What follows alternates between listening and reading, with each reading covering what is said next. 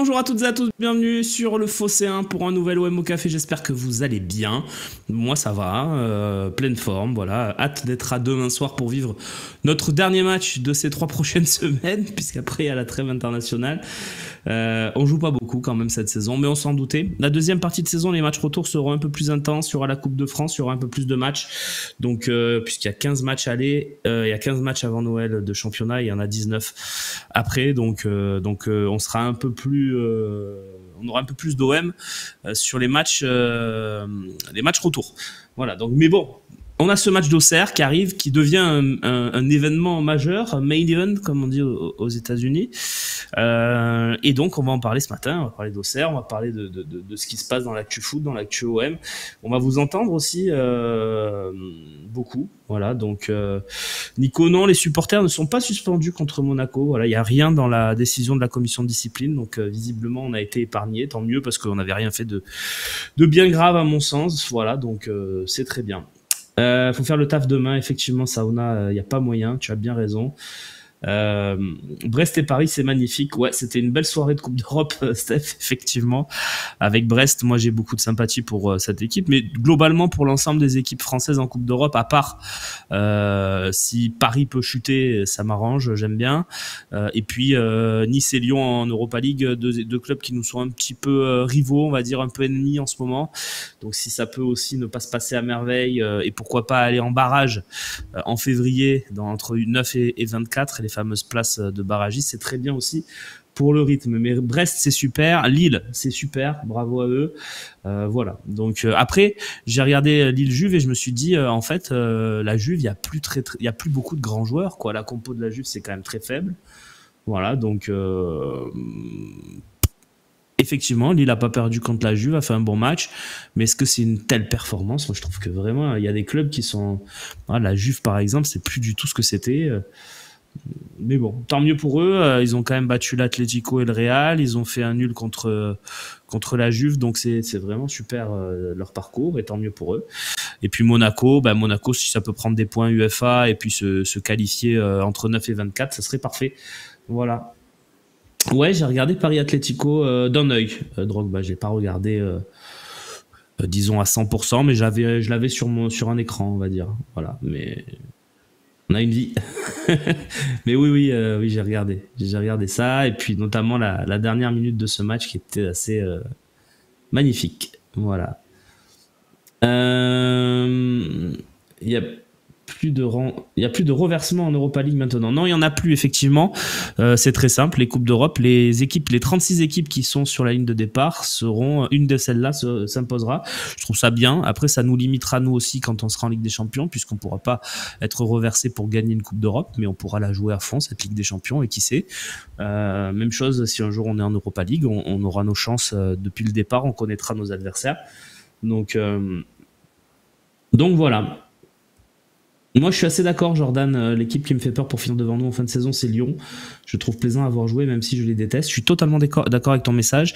Et notamment sur le secteur offensif, je les trouve très très solides. Maintenant voilà, c'est comme ça. Je suis plus inquiet par Lyon que par Monaco, bizarrement, en championnat. Je trouve qu'ils ont un peu plus d'effectifs, de profondeur, qui peuvent faire tourner beaucoup en Coupe d'Europe, là où Monaco ne peut pas faire tourner en Coupe d'Europe puisque c'est la Ligue des Champions et que tous les points comptent. Donc voilà. Non, je suis content pour Rabiot, c'est une bonne nouvelle pour nous. Aussi, Charlie, s'il retrouve l'équipe de France, ce qui est la tendance. Donc voilà, ça serait très bien. On sait que tu as un faible pour Lyon. Absolument pas, Moineau. J'ai aucun faible pour Lyon. C'est pour moi, je suis plus marqué par une défaite contre Lyon que par une défaite contre le PSG. Donc pour moi, c'est nos rivaux absolus. C'est pas Paris. Paris, ils sont dans une autre galaxie. Paris, c'est le match de Ligue des Champions qu'on a chaque année et qu'on foire. Lyon, c'est le match où on est à touche-touche et où on doit s'imposer. Voilà. De qui doit-on se méfier à Auxerre? Moi, j'aime beaucoup leur milieu, Traoré, qui vient de la Serie A, qui est un bon joueur. Après, il y a un collectif, il y a des joueurs qui peuvent, sur un coup d'éclat, faire mal, mais je pense surtout à Traoré, ouais. Voilà. Strasbourg-Monaco et Nice-Lille ce week-end. Oui, oui, bien sûr, bah, y a des chocs. Hein. De toute façon, t'as raison Nico, et dans une Ligue 1 à 18 clubs, il y aura toujours des chocs et ça c'est bien. Maintenant, il va falloir qu'on essaye de prendre ces 3 points et ça sera très bien. 23 points sur 33, ça serait quand même un bilan ultra positif. Voilà. Et on disputera seulement notre 5e match sur 11 au Vélodrome. Donc voilà. Si vous avez besoin d'infos sur cette équipe d'Auxerre, je suis dispo. L'Iconé. Pourquoi tu habites par là-bas? Tu suis cette équipe particulièrement? Dis-moi dans le chat l'Iconé, s'il te plaît. Parce que si c'est le cas, on va s'organiser pour t'envoyer en privé le numéro de téléphone en premier, et puis tu viendras en premier nous parler d'Auxerre, parce que c'est très intéressant d'avoir cet avis-là et cette analyse. Donc on va s'organiser pour, si jamais c'est le cas. Tu t'y connais vraiment sur Auxerre? Dis-moi un peu dans le chat, l'Iconé, s'il te plaît.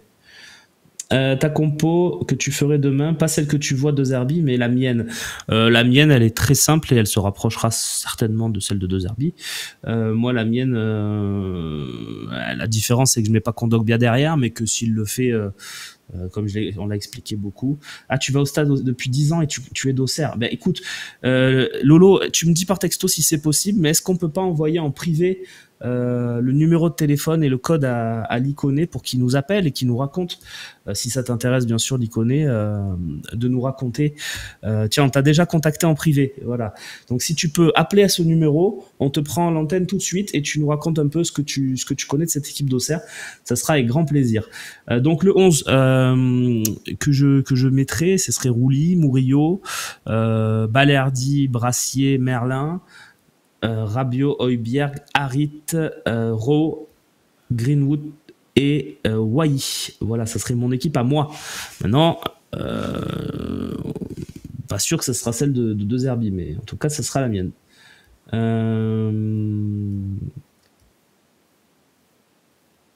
Je nous vois avoir plus de difficultés encore une fois à domicile face à une équipe qui contre très bien. J'ai pu le constater face à Lyon. Ils ont été assez cliniques dans les phases de transition, donc méfie.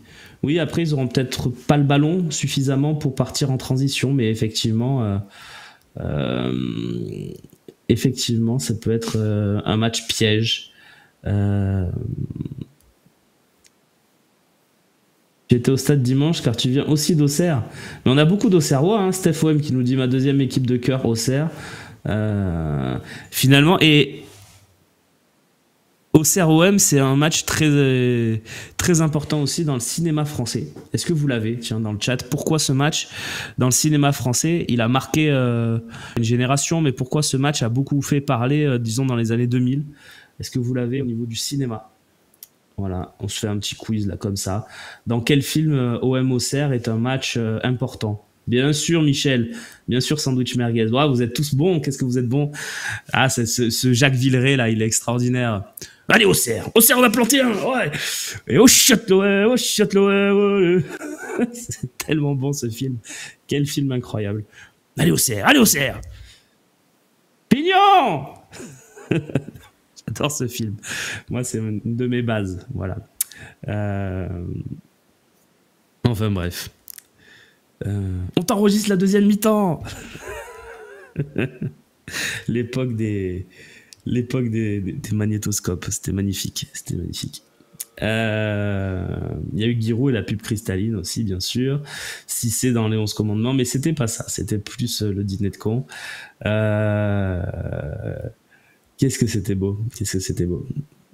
Souvenez-vous, les gars, d'un match arrêté par la pluie à Auxerre, avec un match rejoué alors qu'on mène au score. Souvenez-vous du score quand le match s'est rejoué. Je n'ai pas la référence, Jordan.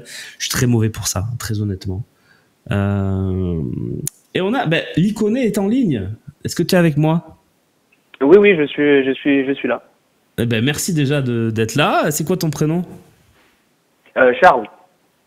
Charles, écoute, tu connais très très bien l'équipe d'Auxerre. Est-ce que tu es d'accord déjà avec moi quand j'ai dit que le joueur le plus en forme et le plus à craindre, c'était Traoré? Oui, moi je suis complètement d'accord. Déjà, je vous remercie déjà de participer à cette émission. Pour moi, c'est vraiment moi qui te remercie. Parce que Marseille aussi, pour moi, une équipe très spéciale dans mon cœur. Même si sur ce match-là, je vais pas vous mentir, je vais être à fond pour Auxerre. Ouais, Ahmed Traoré, oui, c'est vraiment le joueur qu'on voit qui est au-dessus des autres au sein de cette équipe d'Auxerre. Il n'y a aucun souci là-dessus.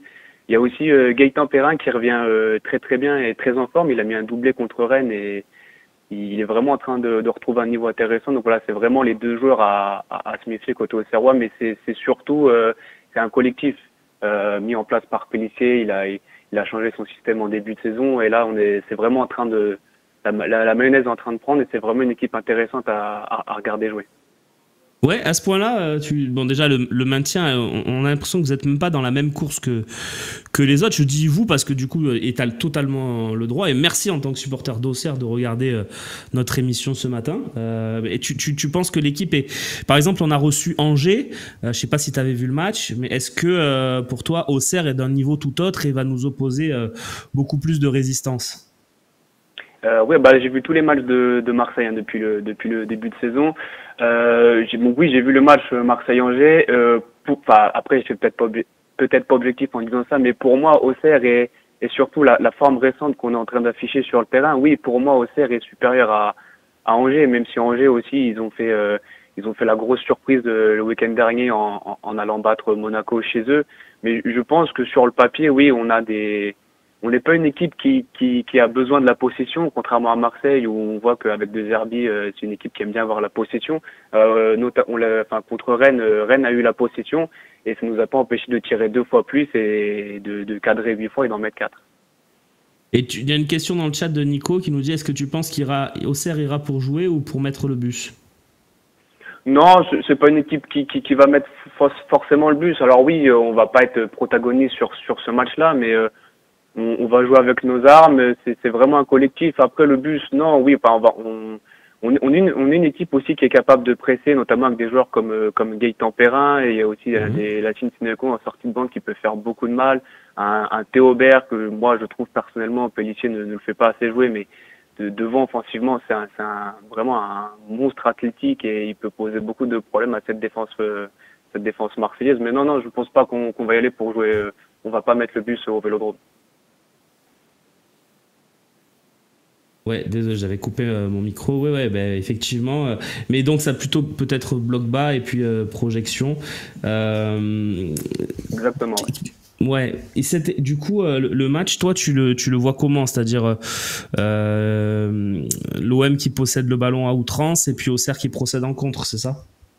Ouais, c'est ça. Après, mais Marseille, pour les avoir suivis depuis le début de saison, c'est vrai que c'est un OM à deux visages. Autant à l'extérieur, c'est très fort et il y a rien à dire. Autant à domicile, je crois qu'à domicile, c'est une des pires équipes qui se déplace, qui reçoit, pardon. Nous, à l'extérieur, Auxerre, on a eu beaucoup de difficultés récemment. Ça va mieux depuis ce gros match contre Lyon. On aurait même pu s'imposer à la fin sans une grosse parade de Perry. Donc voilà. Ouais. Et je confirme, j'ai vu ce match effectivement, surtout la deuxième mi-temps et la parade à la fin, elle est assez ouf. Il y a Didi qui nous dit il va manquer les deux défenseurs centraux à Auxerre, ils ont des alternatives. Déjà, c'est vrai? Ah oui, alors ça j'en ai pas parlé et ça va être très très important parce que c'est deux de nos trois titulaires dans cette défense à trois. Donc c'est Djouba, donc notre capitaine cette saison, oui. Même depuis quelques années.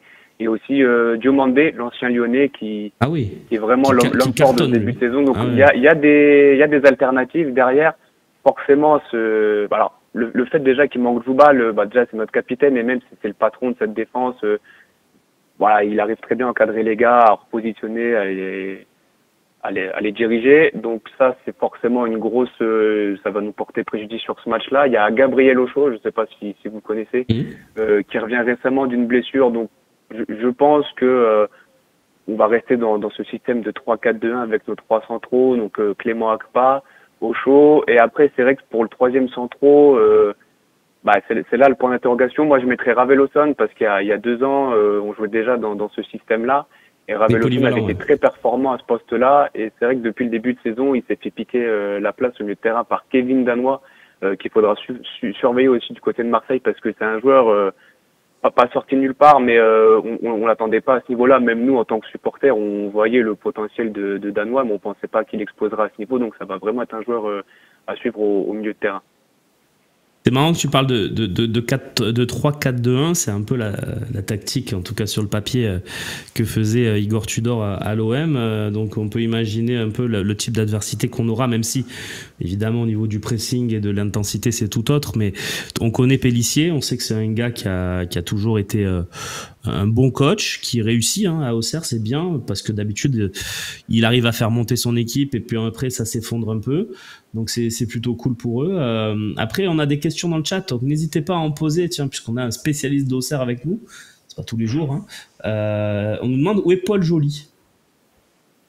On se rappelle l'arrière droit. Paul Joly, ouais. Alors c'est un joueur qui, il est blessé.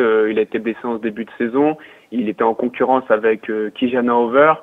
Joly, c'est un bon joueur. Après, voilà, offensivement, il apporte beaucoup. Après, défensivement, j'ai un peu plus de réticence. Bon, là, après, le problème, c'est qu'il a été blessé dans son élan par sa blessure, donc il sera pas disponible face à Marseille. Ok, très bien.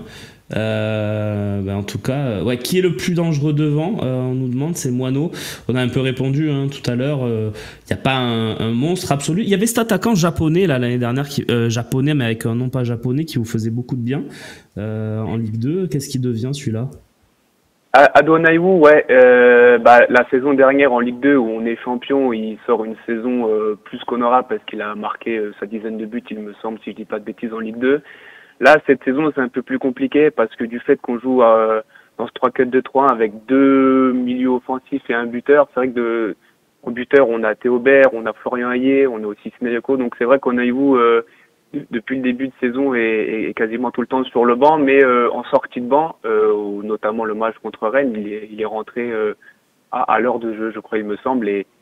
Et quand Théobert ou Hayé font le travail de pressing, d'user un petit peu la défense, Onayou, c'est un joueur qui aime prendre l'espace, c'est un joueur qui aime percuter, qui va vite aussi devant et qui sait mettre des buts. Il a marqué un très joli but, notamment contre Rennes. Donc pour l'instant il est sur le banc depuis le début de saison, mais je pense que c'est plus, surtout pour Pélissier, il le met sur le banc, c'est plus pour avoir un équilibre au milieu de terrain et ne pas être trop déséquilibré et se faire prendre en transition. Mais en sortie de banc, Naïvou, c'est un joueur très intéressant qui peut faire la différence. Ok, on avait aussi une remarque tout à l'heure qui nous disait Auxerre à domicile c'est ultra solide, mais à l'extérieur c'est pas trop ça. Est-ce que tu es d'accord avec ça et que finalement il vaut mieux pour Marseille que le match se joue à Marseille, parce que Marseille aussi est meilleur à l'extérieur plutôt qu'à domicile, tu vois, donc qu'est-ce que tu penses de ça? Oui, c'est vrai que nous à domicile, forcément on prend du plaisir déjà au stade parce qu'on, quitte à choisir, on préfère voir Auxerre gagner chez nous. À l'extérieur, c'était beaucoup plus compliqué parce que c'est le moment où, entre guillemets, on cherchait un peu, on avait beaucoup de joueurs qui étaient arrivés, donc il fallait le temps que tout ça se mette en place. Mais il me semble qu'à un moment, on fait 3 matchs d'affilée, des défaites, mais c'est contre des Nantes, contre des Angers, même contre Montpellier. Et tout ça, c'est à l'extérieur, contre des concurrents directs pour le maintien, et on n'a pas été capable de mettre notre jeu en place. Mais comme je l'ai dit, là, la dynamique est en train de s'inverser. À l'extérieur, vraiment, le match référence à l'extérieur, pour moi, c'est le match contre Lyon, même si, je sais pas si vous avez suivi, mais il y a eu un fait d'arbitrage sur ce match-là, et Auxerre a réussi quand même à s'en sortir avec le point du nul, et je trouve que c'est quand même un très bon poivre contre Lyon. Donc je suis curieux de voir Auxerre dans quel état de forme ils vont être et surtout comment ils vont résister face à l'Olympique de Marseille. Étonnant, un fait d'arbitrage dans un match avec Lyon plutôt en faveur de Lyon. Étonnant. Étonnant. Tiens, on a des petites questions rapides, si tu peux répondre en quelques secondes. Il y a Polichet qui nous demande si Giroud est toujours présent. Alors oui, il a toujours un œil sur. Il me semble qu'il vient toujours au stade, mais oui, il est toujours. Il rôde toujours autour de la baie des Champs. C'est une légende pour nous, ce monsieur. Vraiment, on lui dira jamais assez merci pour ce qu'il a fait pour ce club. Mais oui, il est toujours présent au stade.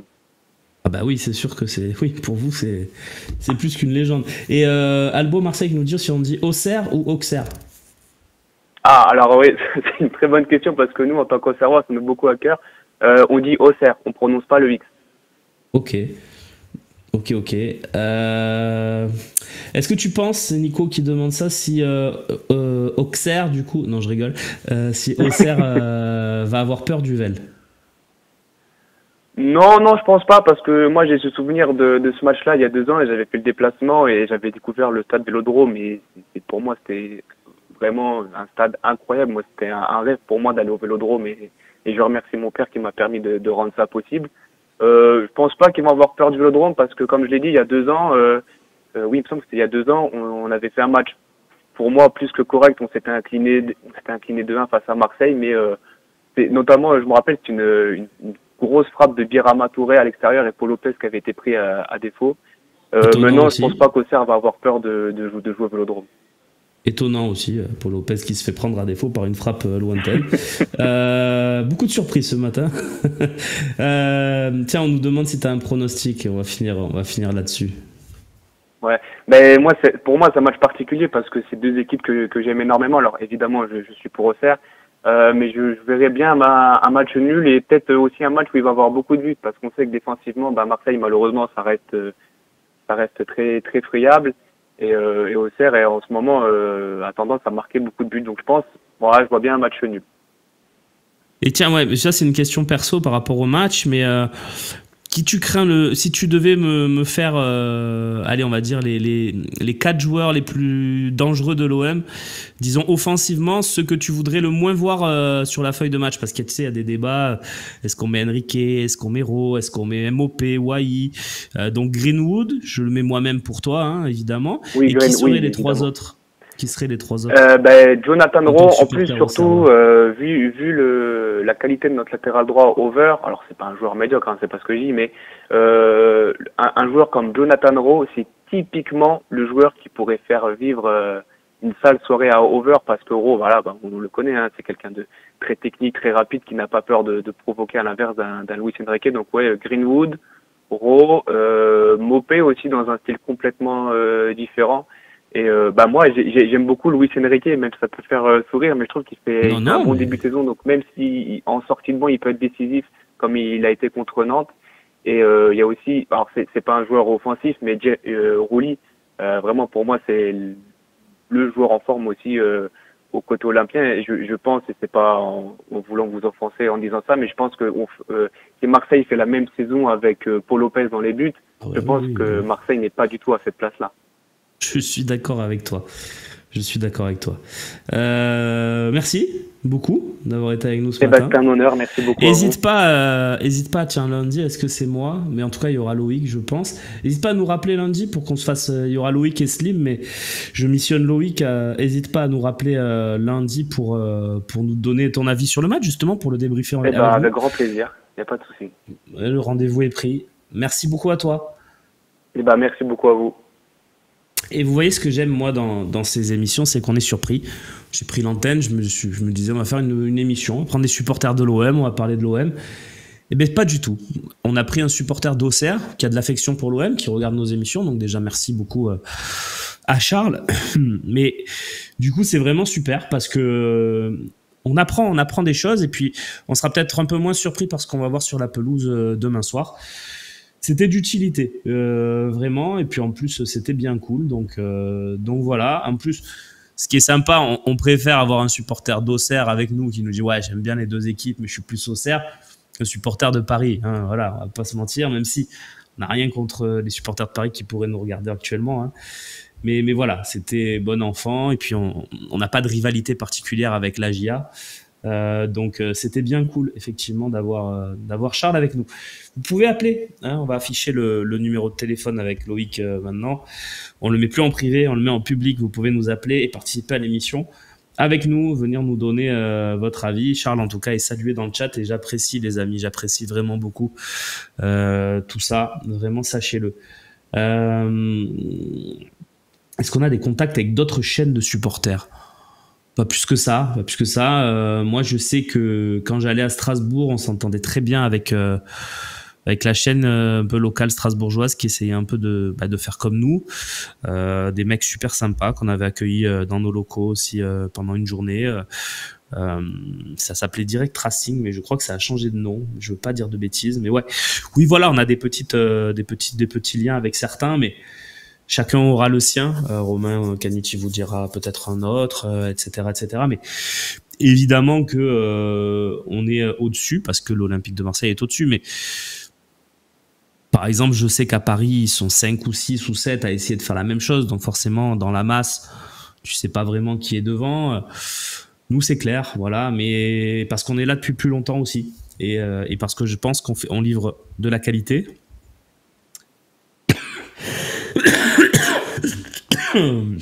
Ah, j'ai oublié de lui demander à Charles si c'était pas trop dur la vie à Auxerre, mais bon. Nico qui se rappelle des buts de Guy Varche. Oui, il nous avait fait mal, Guy Varche. Tu penses qu'un jour on reverra Bamo Meïté commencer un match sous le maillot olympien? Pour moi, il y a une possibilité, c'est la Coupe de France le 21 ou 22 décembre si on a un tirage très favorable. Sinon, je pense que non. Voilà.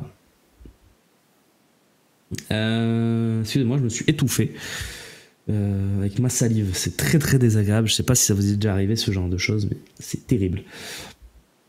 La vie à Auxerre me convient parfaitement. Écoute, super. Alors, je peux comprendre. Même si pour traverser Auxerre, il n'y a qu'une route.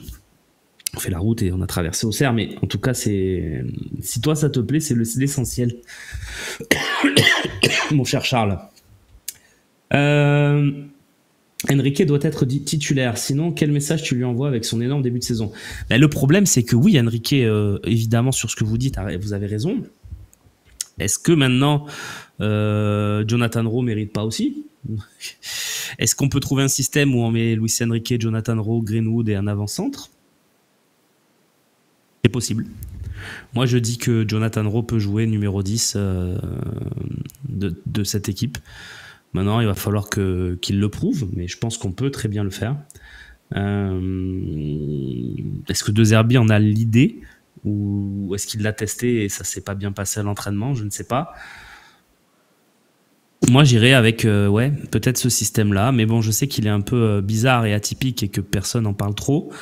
Mais moi, je ferais Enrique à gauche, Greenwood à droite, Mopé ou Wai. Moi, c'est plutôt Wai pour ce match, mais Mopé, c'est très bien aussi. Et en soutien, un peu en 9,5, Jonathan Rowe. Voilà. Donc, c'est ce que je ferais, mais après, je suis personne. J'ai vécu 2 ans à Auxerre. Ma mère était en école normale, j'avais 7 ans. Il y a une grande place où chaque année faisait la photo officielle. 90, grande équipe, ok. 90 grande équipe. Tout à fait. Auxerre, c'était une belle équipe, effectivement. Avec, souvenons-nous de ce match contre Dortmund où ils se font voler, avec le ciseau de Lilian Lasland annulé pour un pied haut. Ils seraient peut-être allés très loin dans cette Coupe d'Europe, dans cette Ligue des Champions. Donc voilà. Rowe en 10, pas en 9 plutôt. Non, moi je le préfère pas en 9 parce que j'aime bien que Jonathan Rowe ait du recul pour accélérer. Évidemment, en 9, il est intéressant. Si par exemple il était sur le banc demain et que ça se passait pas bien en pointe, ça pourrait être une solution. Mais moi, je préfère qu'il soit titulaire. Et s'il est titulaire, je préfère pas en 9. Voilà, donc. Mais tout s'entend. Ce match de 96 était passé sur TF1. Ah, je vous ai pas suivi, les gars. On a un auditeur, un viewer, un téléspectateur, un fidèle du Phocéen. C'est Kamao. Tu prononces bien? Non, Kamal. Hein? Kamal. Oui. Kamal. Ok, pardon. Très bien. Eh bien, Kamal, qu'est-ce que tu voulais nous dire ce matin dans l'OM au café? Bonjour déjà. Bonjour. Déjà, je voulais revenir sur le talk de lundi, ce qu'a dit Michel Aliaga. Oui, d'accord. Michel Aliaga. Tout ce qu'il a dit est juste.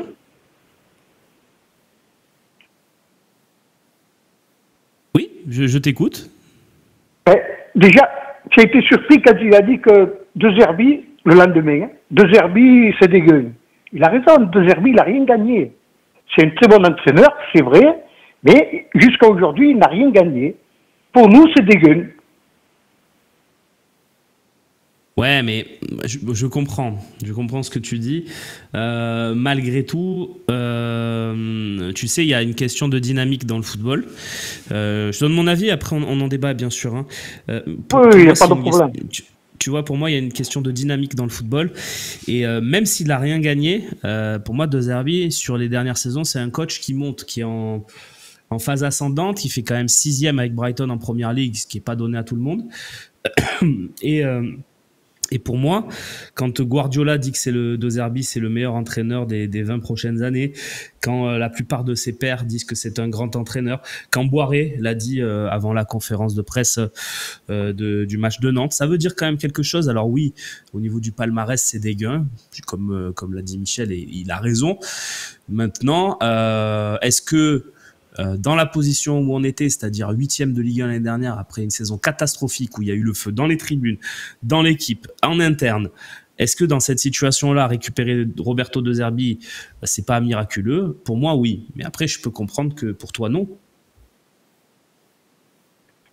Non, mais c'est justement ça. On en a tellement vu, moi je le dis, moi ça fait longtemps, je te l'ai dit l'autre jour, ça fait 60 ans que je vais au stade. On en a tellement vu, pour moi, pour les salles de Zerbi, bon, on n'a rien vu. On a eu des entraîneurs qui étaient 10 fois meilleurs que lui. Pour moi, jusqu'à maintenant. Après, on verra par la suite. Jusqu'à maintenant, il m'a rien prouvé, De Zerbi. J'espère me tromper. Hein. Non, mais alors, déjà, deux choses, t'as raison. Le De Zerbi Ball, on l'a pas encore vraiment vu, à part par séquence, hein, parce que quand même, le but qu'on met à Nantes, mais que tu m'excuseras, c'est un très joli but, très bien construit, avec des valeurs tactiques. Le basculement d'aile à la fin pour le centre. Bref, pour moi, c'est un très beau but. Presque, moi, je le qualifie de Zerbi Ball, mais c'est vrai que c'est par séquence.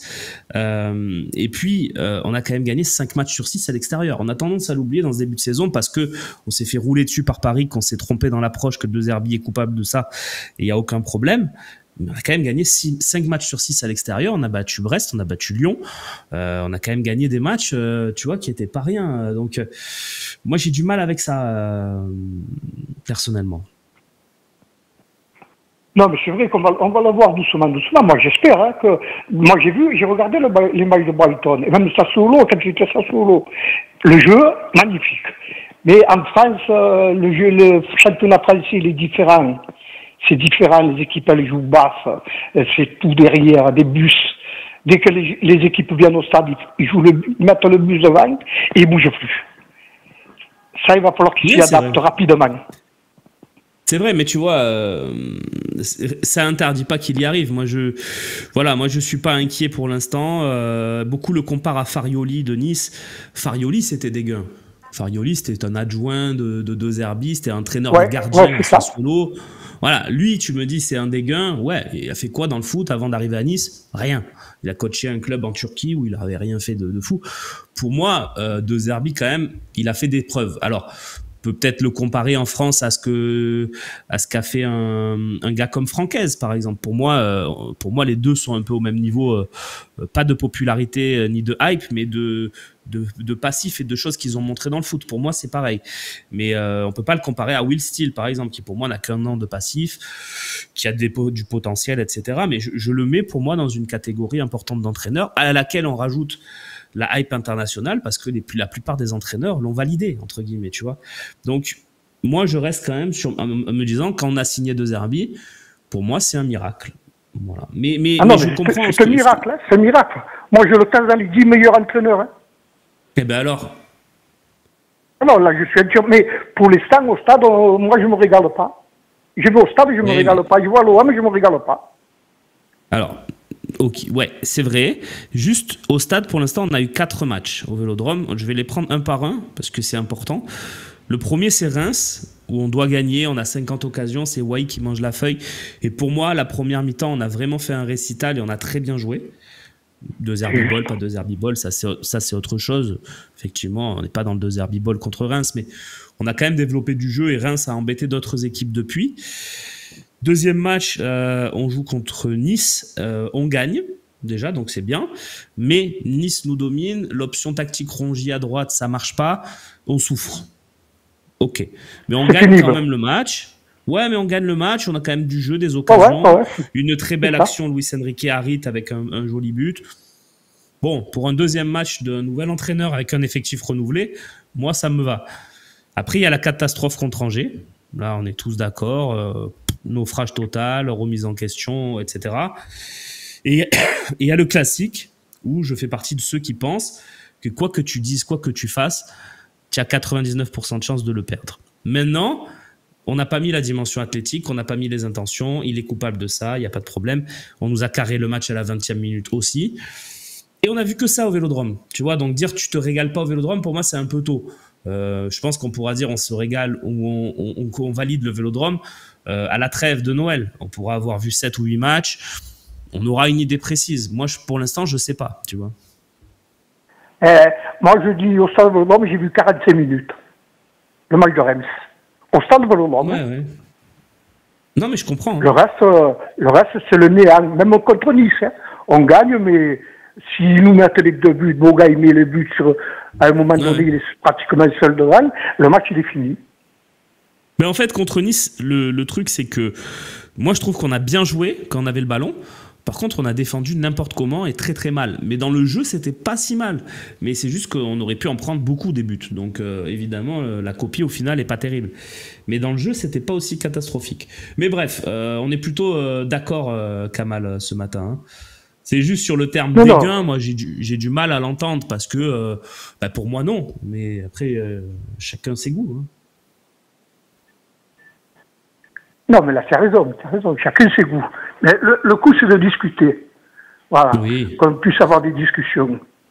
Mais en fait, on ne peut pas être d'accord. On ne peut pas être d'accord avec tout le monde. Bien sûr. Et dans le chat, on me dit, mais si, en gros, hein, si Kamal, il est pas content, il voudrait quel coach et tout. Mais je pense que Kamal, il est content d'avoir De Zerbi. Je parle, tu me corriges, hein. C'est juste qu'il dit, pour l'instant, c'est pas ça, quoi. Voilà, ce que je veux dire. Pour l'instant, c'est pas ça. Mais c'est vrai que De Zerbi, je suis content d'avoir De Zerbi. Je pense qu'on n'aurait pas pu avoir mieux que ça. Et déjà, d'avoir eu De Zerbi, c'est très bien. Exactement. Mais évidemment. On joue pas de Coupe d'Europe, on joue rien, on fait rien. On fait venir De Zerbi, c'est vraiment un exploit. Exactement. Et là où évidemment ça s'entend, c'est que pour l'instant le jeu est décevant et on n'est pas encore à la hauteur des attentes. Malgré tout, on est deuxième, hein, Kamal. Hein. Donc il n'y a rien de cataclysmique. Merci de nous avoir appelés ce matin. Merci. Ciao. À bientôt. Et si vous voulez appeler, on va afficher le numéro. Je vois Didier OM qui est bouillant. On va vous afficher le numéro, bien évidemment. Hop. Voilà. Merci Loïc. Mais c'est bien. Vous voyez, Kamal, il appelle en disant je suis d'accord avec Michel, mais en fait, on est tous d'accord. C'est-à-dire que pour l'instant, on est déçus par le jeu. Faut pas se mentir. On s'imaginait qu'au bout de 10 journées, on pourrait avoir un peu plus en termes de jeu, de qualité. Moi, je trouve quand même que ça se met doucement en place. Le match à Montpellier, le match à Nantes, il y a des belles séquences, il y a des très jolies actions. Ça progresse. Pour moi, ça progresse. Maintenant, est-ce que ça progresse assez vite ? Ce qui nous fait mal, c'est le match contre Paris. Parce que le match contre Paris nous replonge dans un pessimisme ambiant. Et le truc, c'est qu'on est facilement pessimiste. Donc, on a vite replongé. Est-ce que notre meilleur recrue, c'est Parro ? Car personne ne le connaissait. Ah oui, je suis totalement d'accord. Alors, meilleur recrue, c'est toujours pareil. Meilleur recrue, c'est Greenwood. Mais on peut parler de très bonnes surprises avec Jonathan Rowe. Ça, c'est évident. Sampaoli à Rennes, Mandanda va être heureux. Jostremer. Alors, Mandanda et Sampaoli sont pas fâchés. Hein. C'était même plutôt en bon terme. Je veux pas trahir un secret, mais ils jouaient au paddle ensemble. Voilà, on avait quand même des mecs qui s'entendaient bien. C'est juste que Sampaoli voulait installer son truc. Il a quand même fini en faisant quand même plus jouer Mandanda que Paul Lopez, donc voilà. Mais à part Mandanda, tu vois un autre gardien meilleur que Rouli depuis 20 ans à l'OM.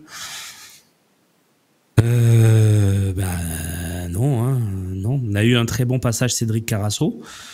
Mais Rouli, c'est quand même quand même, je dirais les premiers mois de Cédric Carasso, c'était un peu du même pour moi, c'était un peu le même style de niveau. Maintenant Rouli, il a peut-être un petit truc en plus, mais oui.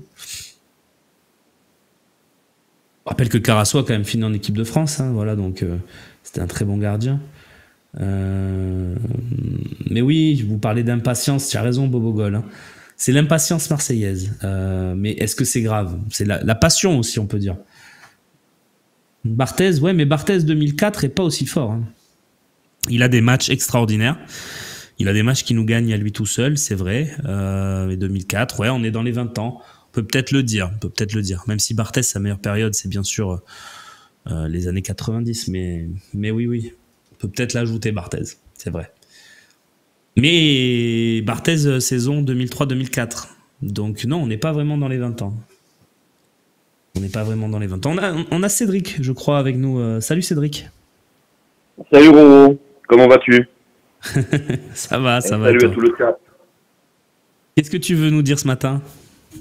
Eh ben, tu sais, la semaine dernière, on avait échangé, je t'avais appelé pour te dire pourquoi tu disais on va pas gagner contre Paris. Je t'avais appelé pour te dire pourquoi on va gagner contre Paris. Bon, je me suis bien vautré, hein, bien entendu.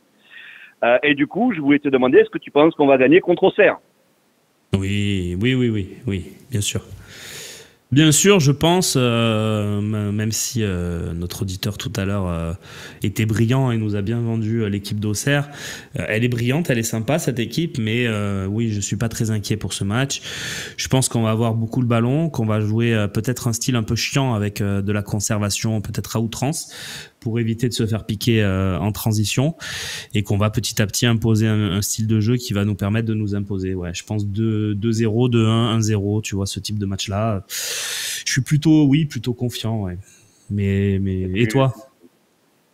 Est-ce que tu n'as pas peur de ce scénario où justement on va avoir 120% de possession de la balle et où ils vont venir 2 fois chez nous et comme on le voit au stade depuis 30 ou 40 ans maintenant? C'est la Ligue 1. Moi, j'ai le problème, c'est pour avoir vu, tous autant qu'on est, avoir vu plein de matchs au Vélodrome, on connaît ces matchs par cœur où on est favori avant le match, et puis on bute sur l'autobus, et puis deux contre-attaques et tu te prends 2 ficelles. Moi, j'ai peur de ça, parce que, comme le disait Kamal, c'est vrai que on le voit bien, cette année, à domicile, c'est plus compliqué, hein. Ouais, bien sûr, mais c'est la Ligue 1. Oui. Tous les matchs de Ligue 1, il peut y avoir des scénarios comme ça, parce qu'on le sait, évidemment, les blocs bas, les transitions. Je suis d'accord avec toi, mais si on est logique, ce type de scénario arrive, évidemment, mais pas une fois sur 2. S'il arrive une fois sur 4, une fois sur 5, oui, c'est vrai. Mais donc, si je suis logique et pragmatique et mathématique, pour moi, on devrait s'imposer quand même vendredi. Évidemment que ce type de scénario peut arriver. Est-ce que j'en ai peur? Non, pas plus que ça, parce que je sais que ça peut arriver, mais je sais aussi qu'on peut gagner ce match. Je suis d'accord avec toi. Je suis d'accord avec ton analyse. J'espère et je pense qu'on va gagner ce match, mais j'ai en même temps peur du scénario catastrophone où on va avoir plein d'occasions. Le gardien fait le match de sa vie, puis encore une fois, il vient 2 fois chez nous et craque. Donc on verra bien. Effectivement. Et pour finir, donne-moi pas ta compo, mais on va dire ton quatuor offensif devant Rabiot, Højbjerg, on va dire les 4 après que tu mettrais. Forcément Messon pour commencer, Rowe à gauche. Est-ce que Amin Harit sera de retour? Oui, il est de retour. Après, est-ce qu'il sera de retour dans le 11? Ça, c'est une autre question. Mais... Voilà. Compliqué. Dans le meilleur des mondes, je pense qu'on est tous d'accord pour dire que Amin Harit, si on avait un autre joueur, serait sur le banc, parce que ce joueur-là serait meilleur, mais c'est pas le cas. On peut pas refaire toute une équipe comme ça du jour au lendemain. J'hésiterais à remettre Amin Harit en titulaire, mais mettre qui à sa place, c'est compliqué. C'est pas Koné, on voit que c'est encore un peu juste pour lui donner les clés. C'est la question qu'on se pose depuis depuis 1 an et demi. Hein. Mais on n'a toujours pas trouvé mieux. Donc, Amin Harit, il est chez nous depuis combien d'années maintenant? 5 ans? 4 ans? 5 ans? Non, pas 5 ans. C'est depuis. Il arrive à la saison Sampaoli, donc 3 ans et demi. Voilà. Depuis qu'il est arrivé, il n'a jamais vraiment eu de concurrence, ce joueur-là. Il y avait Payet à la saison Sampaoli, mais oui. Depuis l'année Tudor où il est installé, où Tudor l'a installé, oui. Voilà, donc on pourra dire qu'on a de nouveau franchi un palier quand on recrutera un joueur plus fort que lui, qui enverra Amin sur le banc et qui permettra à Amin de rentrer, mais parce qu'il y aura plus fort que lui sur le banc. Enfin, sur le terrain. Mais oui, mais et ton buteur, du coup, et puis après, je rebondirai sur ce que tu as dit sur Harit. Du coup, voilà, mon buteur, moi j'ai beaucoup aimé le match de Nîmes Mopé contre Nantes. J'ai beaucoup aimé sa grinta et on voit qu'il est pas maladroit avec ses pieds non plus. Si tu remets pas Wai, ça veut dire que forcément tu te dis qu'il y a une hiérarchie. Ouais. Il y a un dilemme. Moi je me dis que c'est peut-être le bon match aussi pour relancer Wai. J'aime bien les deux profils, j'aime bien cette saine concurrence qui est en train de s'installer entre les deux joueurs, entre le jeune et celui qui a l'expérience. Mais je remettrai Wai pour relancer Wai, et puis s'il est pas bon à la mi-temps, hop, on met Nîmes Mopé. On voit bien que De Zerbi n'hésite pas à changer les joueurs à la mi-temps si ça lui convient pas. On fait le même 11 tous les deux. Sur Harit, beaucoup pensent que je suis fan d'Harit, que j'aime Harit, que je ne le suis pas. Moi, ce que je dis juste depuis 2 ans, et qu'il y a du mal un peu à rentrer, c'est ça, c'est que si je ne mets pas Harit, pour moi, je suis moins fort que si je le mets. Dans le sens où, si je mets Rongier, par exemple, pour faire un milieu renforcé, j'ai plus de créativité. Si je mets Koné pour l'instant, au niveau créativité à Nantes, ça n'a pas été ça. Moi, j'ai besoin d'un joueur créatif, en fait.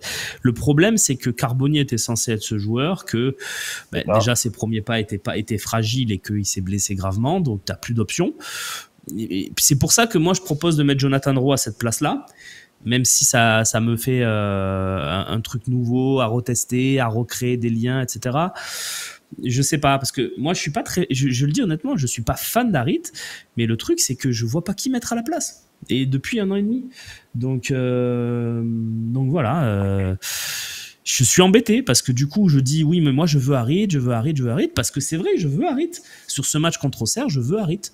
Et je veux qu'il joue, parce que comme tu le dis, si je joue pas, je veux Jonathan Rowe en 10. Parce qu'on a rien d'autre en boutique, donc on met Amine Harit.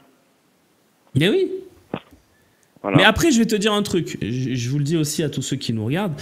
En Ligue 1, prenons la Ligue 1 en entier, des très bons numéro 10, il n'y en a pas. Hein. Est-ce qu'il y a beaucoup mieux qu'Amine Harit en Ligue 1 en tant que numéro 10 ? Pour ceux qui regardent beaucoup la Ligue 1 dans le chat, dites-le moi. Dans mais sa capacité, moi, j'en vois pas. Pour moi, j'estime que la qualité première d'Amine Harit, c'est sa capacité à se retourner et les 2 premiers mètres. C'est probablement l'un des plus forts en Ligue 1. Voilà, quand il a le ballon dos au jeu, qu'il faut qu'il se retourne et qu'il accélère sur les 2 premiers mètres, il fait énormément de différence. Mais là où ça se complique, c'est après. C'est après, au moment de lâcher le ballon, c'est rarement dans le bon tempo. Soit c'est trop tôt, soit c'est trop tard, soit il vient s'empaler sur les défenses. Et puis derrière, ça fait contre-attaque et ça fait but. Voilà. Donc oui, effectivement, est-ce qu'il y a des joueurs plus forts que lui ? Bon, je suis pas tous les 10 de la Ligue 1, mais On me dit, et je suis pas loin d'être d'accord quand même, Golovin, mais Golovin c'est pareil, c'est un joueur qui est sur courant alternatif. Il y a des matchs, Golovin va être très bon, d'autres matchs il va être transparent, donc il n'est pas parfait non plus, Golovin, mais c'est vrai que dans un très bon soir, évidemment, Golovin est un super joueur. Cabella l'a été, puisque tu me cites Cabella, Damzend, oui. Savanier Prime, mais Savanier n'est plus Prime. Lesmelou, c'est un 6 maintenant, il joue à la Pirlo devant la défense. Voilà, il n'y en a pas tant que ça des très bons numéro 10. Cherki, me dit Jeannot, je suis pas loin d'être d'accord. Moi, j'aime beaucoup Cherki, c'est un joueur que j'aime beaucoup. Je le trouve toujours dangereux. Voilà, après, évidemment, il est insupportable par certains aspects, mais Cherki en 10 dans une équipe comme ça, ça a du sens. Ok. Écoutez, les amis, c'est la fin de cette émission. On n'a pas, enfin, quand je parle de l'OM et notamment d'Amine Harit avec des collègues qui suivent pas trop l'actualité de l'OM, je dis souvent, voilà, nous on a Amine Harit et il y en a, ils ont Kevin De Bruyne. Mais entre les deux, il y a un univers. Il y a un univers entre les deux joueurs. Et on peut quand même imaginer un jour ou l'autre de trouver un joueur au milieu de cet univers-là. Bien entendu qu'on n'aura jamais les moyens d'attirer un Kevin De Bruyne. Mais voilà, je pense qu'entre les deux, il y a plein d'autres joueurs. Non, mais voilà. C'est vrai, mais après, en même temps, on a quand même trouvé des joueurs. Tu vois, cette année, on a trouvé Rouli, on a trouvé Højbjerg, on a trouvé Greenwood, Jonathan. On ne peut pas trouver à ces postes. Donc, c'est à ces postes-là qu'on a trouvé. Parce que si on avait pris le même que Greenwood, mais en 10, on aurait sorti Harit de l'équipe. Mais c'est Ismail Assar qui jouerait ailier droit. Donc, on dirait, oui, on n'a pas trouvé droit. Tu vois, on aurait toujours le même problème. Je l'ai vu, Ismail, le week-end dernier, il est rendu à Crystal Palace, lui, je crois. Avec celui qu'on devait prendre aussi, Nketiah d'Arsenal. Bon, ils sont bien là où ils sont. Hein. Enfin, je les ai vus que sur un match, mais ils sont bien là où ils sont. C'est vrai. Bon, ben merci en tout cas, Cédric. Ben, merci à toi, Romain. Merci pour tout ce que vous faites, hein, parce que depuis l'OM TV, ben, il y a plus de médias sur l'OM, et franchement, ce que vous faites, toutes les équipes, avec le boss, avec les Romain Canouti, avec les Michel Aliaga, avec Loïc, enfin, Jade à la réalisation, tout ça, c'est super, continuez comme ça, et merci aux gars du chat, parce que vraiment, on se régale, quoi. C'est un super moment pour nous tous. Super. Merci pour ton message. Je précise quand même que Michel Aliaga n'est pas dans l'équipe, hein, qui fait partie de la rédaction de France 3 Provence-Alpes et qui nous fait le plaisir de venir une petite fois par mois comme ça, nous partager sa passion avec nous et que c'est toujours un plaisir. Voilà, l'équipe, elle est celle que tu as dit, avec Slim aussi évidemment, et Idriss sur les matchs. Voilà, et on se régale. On se régale. Voilà. Merci à vous, les copains. Merci d'avoir été avec nous. Merci tout à l'heure à Charles d'avoir partagé sa passion pour la JOCR. Comme quoi, tout arrive et merci vraiment de l'avoir fait parce que c'était un très bon moment. On se retrouve très vite sur le Fosséen puisque, alors je vous donne le programme du jour, il est chargé. À 14h sur la chaîne Twitch de l'OM, vous avez la conférence de presse de Roberto De Zerbi avec un chat beaucoup moins de qualité que celui qu'on a dans cette émission. Je vous le dis, merci beaucoup, vous êtes au top. Et n'hésitez pas à aller dans le chat de la chaîne de l'Olympique de Marseille pour mettre un peu de qualité parce que vous êtes excellent. Est-ce que Rabiot peut pas jouer ce rôle de 10? Je réponds rapidement, Mougli, non, pour moi non. Rabiot c'est un peu plus bas et ça se projette et je pense qu'on en attend un peu trop de Rabiot. C'est pas un numéro 10, c'est pas un mec qui va claquer 10 buts et 10 passes D par saison. C'est un régulateur, c'est un moteur, c'est un super joueur et je pense que il va monter en puissance et il va être encore plus intéressant, mais c'est déjà pas mal pour moi. Et on me précise, et merci Loïc, non, la conf est à 14h les amis, c'est à 14h, changement d'horaire. Moi aussi je croyais 14h30 Loulou, mais c'est 14h et c'est avec Paul Lirola, tiens, qui sera en conférence de presse avec Roberto De Zerbi avant le match d'Auxerre. Et vous avez à 18h évidemment le talk show, le seul, l'unique, avec Sébastien Volpe et toute l'équipe. Voilà, on va se régaler aujourd'hui, une belle journée d'OM. Est-ce que j'ai la compo du talk? Je ne crois pas. Je vais regarder ça tout de suite. Des fois, elle tombe pendant l'émission. Oui, je l'ai. Sébastien Volpe, Romain Canuti, Nordine Ali Saïd et Florent Benidris. On va se régaler. Belle émission, bon plateau. Voilà, donc, et puis on se retrouvera demain. Est-ce que c'est avec moi? Est-ce que c'est avec papa? Et oui, c'est avec moi, demain, dans l'OM au café. Voilà, on se retrouvera pour nous emmener vers ce très beau match qui nous attend contre Auxerre demain au Vélodrome. Voilà, merci les amis. Merci Loïc Lachaud pour la réalisation de cette émission, pour le standard, pour tout ce qui fait extraordinaire Loïc Lachaud. Et merci à vous pour votre fidélité. Ciao les amis.